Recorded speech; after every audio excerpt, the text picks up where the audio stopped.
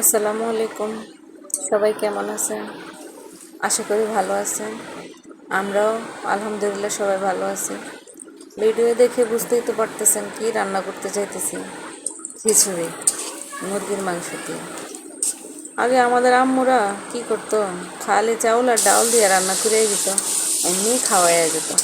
আর এখনকার বাচ্চাদের কত বায়না, এই চিকেন দাও, তার উপরে আবার ঝাল কম দাও, সুন্দর করে রান্না করো, অনেক চাহিদা। আগে আমাদের এত চাহিদা ছিলও না, চুপচাপ খেয়ে নিতাম।